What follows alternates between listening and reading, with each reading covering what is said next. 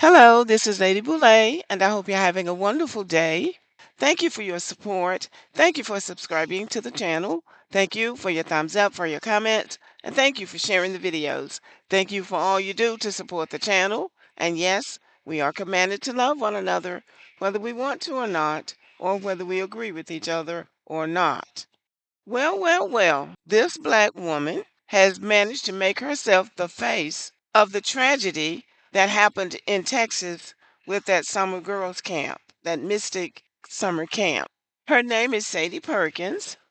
She's now a former member of the Houston Food Insecurity Board, which means she was kicked off for saying what she was thinking out loud and is facing backlash due to her recent comments about Camp Mystic in Hot, Texas. She uploaded a video on TikTok after the Christian summer camp was hit with flash floods, leading to the death of 5 young girls, while many were reported missing. In her viral clip, she is heard criticizing Mystic Camp for being a white only organization. She said, I know I'm probably going to get canceled for this, but Camp Mystic is a whites only girls Christian camp. They don't even have a token Asian. They don't have a token black person. It's an all white, white only conservative Christian camp. If you ain't white, you ain't right, you ain't getting in, you ain't going, period. So her biggest concern about this camp was that it was a whites only camp.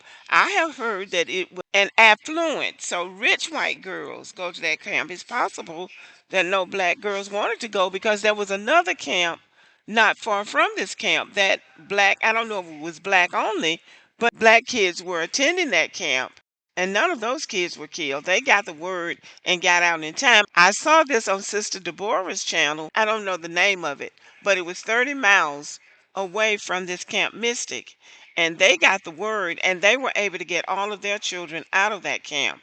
I only saw black children getting off the bus, but there may have been other races there too. But this woman, Sadie Perkins, is involved. I think her husband or her boyfriend is white. So maybe she just believes in integration across the board.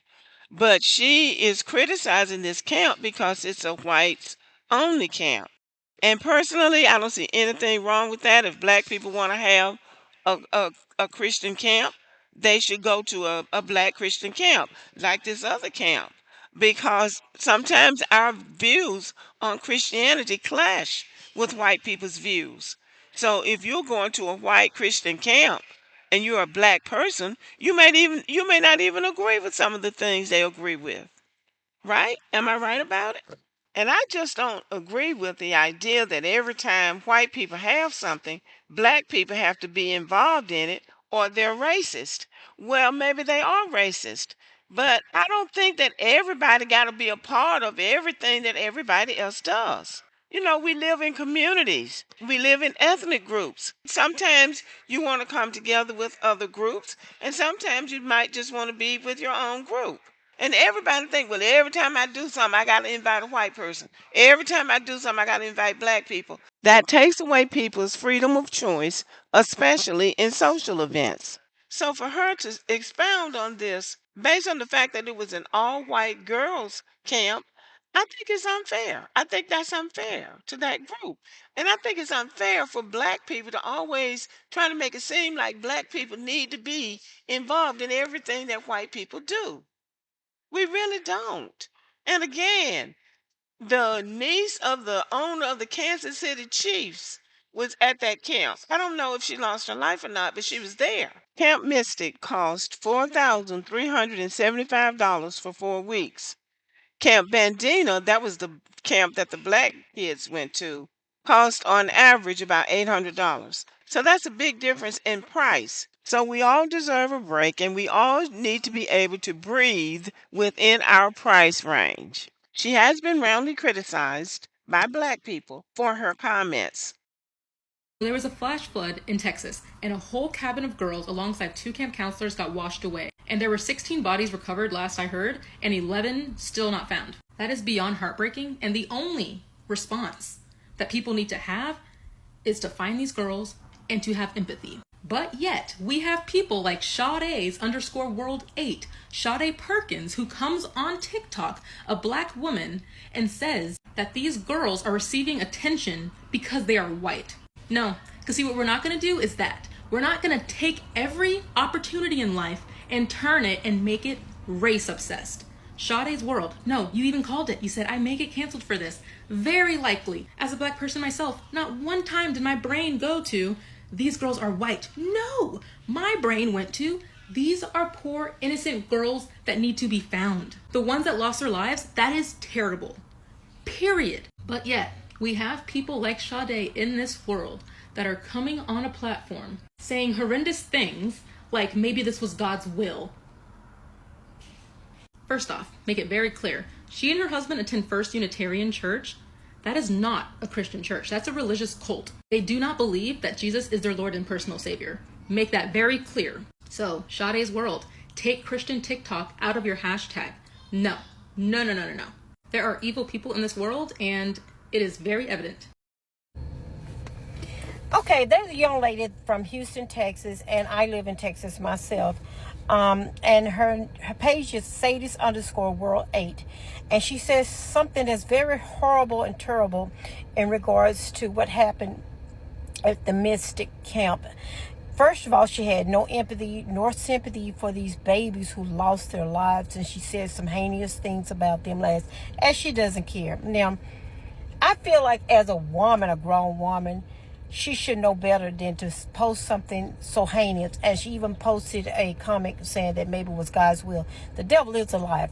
And naturally, she got pushback from white people. This pastor's wife just said that it was God's will to wash white kids away in a flood. Yeah, the natural disaster that's happening in Texas right now. Former Houston appointee Sadie Perkins is facing massive backlash after she posted a video claiming the Texas summer camp devastated by flooding was a whites-only camp. Then she doubled down by saying, maybe it was God's will to wash away them little... Let that sink in. She served on Houston's Food Insecurity Board, appointed by former Democrat Mayor Sylvester Turner. But after her vile comments on TikTok in the last 24 hours, the current mayor, John Whitmire, released a public statement making it clear that she will not be reappointed and she is being permanently removed. And get this, her husband is a pastor.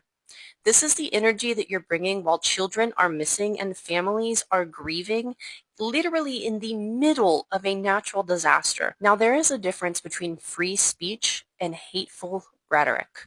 Mocking unalived children is not speaking the truth, regardless of their race. It is cruel. It is disgusting. And now, thankfully, it has shown you that there are consequences. Well, there are always consequences when black people speak out about something like this and it's not favorable to what they want to hear. But her comments were insensitive. They were insensitive. She spoke her truth, but her truth was insensitive at this time because people have lost their children. And apparently she's lost a boyfriend because I just read somewhere that the boyfriend dumped her after she made these comments and got fired from her job. But when I first heard about this, I started doing a video and I stopped because I was going to go in on her too, because I do think that it's very insensitive what she said and untimely. It was untimely. But what I kept thinking about was this right here.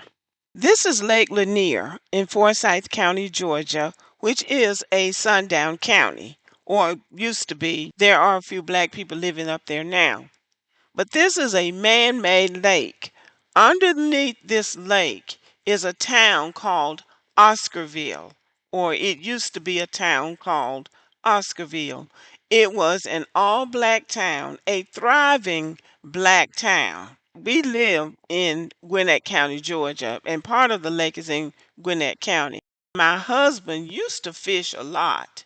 He and his fishing crew fished in all of the rivers and lakes around Atlanta. So one day something came on TV about Lake Lanier, and I asked him if they ever fished at Lake Lanier, and he said, no, we tried to fish up there one time, but it's eerie up there. And I said, what? Because I hadn't heard about Lake Lanier then. He said, "Yeah, it's eerie up there." And then he told me the story of Lake Lanier. I'm going to share what the co-pilot says about Oscarville. Oscarville, Georgia was once a thriving black community in Forsyth County during the late 1800s and early 1900s. It was formed during the Reconstruction era and was home to skilled black carpenters, blacksmiths, bricklayers, and farmers. The town flourished economically with many residents owning land and excelling in poultry farming. By 1911, it had around 1,100 residents with a strong sense of community and self sufficiency. In September 1912, two incidents involving white women, Ellen Grice and May Crow, led to the arrest of several black men. The alleged rape and murder of May Crow sparked mob violence, including lynchings and public executions. White vigilantes, known as KKK, terrorized Oscarville, burning homes and churches and driving out nearly all black residents. Within weeks, 98% of the black population in Forsyth County had fled or been killed. Decades later, in the 1950s, the United States government built the Beaufort Dam and created Lake Lanier, flooding the remnants of Oscarville because some of those buildings, homes, and the cemeteries were still there. Everything wasn't burned or destroyed, so they flooded that community. The lake now covers what was once a vibrant town, and many believe its waters hold a haunted legacy due to the violence and displacement. When I heard about the tragedy in Texas at Mystic Camp, I thought about Lake Lanier and Oscarville. The tragedy in Texas was a natural disaster. It was nobody's fault that that water came so quickly. It rose so quickly that they said they had never seen anything like it. But there was nothing anybody could humanly do to stop what happened in Texas. But what happened in Oscarville was a man made tragedy.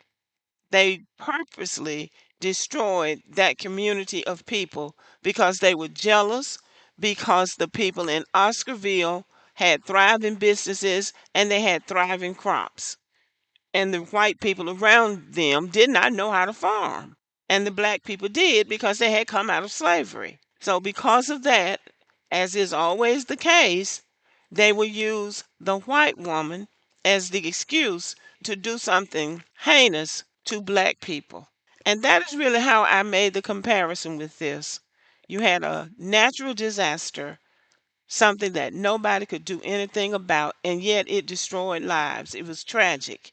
And then you have a man made tragedy that was done intentionally, something somebody could have done something about, but out of jealousy and meanness and a hateful heart, they were willing to destroy those people's lives. 1,100 people. And even though the tragedy of Oscarville happened over 100 years ago, we still remember what happened to those people. I'm not sure why Oscarville came to mind when I heard about the tragedy in Texas, but it was just one of those moments where something just snapped in my head. America has to start learning how to honor people's humanity. White people have to learn how to honor black people's humanity, and black people have to learn how to honor white people's humanity. What Sadie Perkins said was very insensitive, and it shows a lack of sympathy for others' loss. And she needs to repent for what she said because those families are hurting. And by the same token, Forsyth County and the United States government need to acknowledge what was done to those families in Oscarville, Georgia, because I don't know that they've ever repented for it. And those people's lives need to be honored in such a way that America can see what happens when you don't honor other people's humanity. Okay, y'all, let me know what you think about the video. Thank you for listening and have a good evening.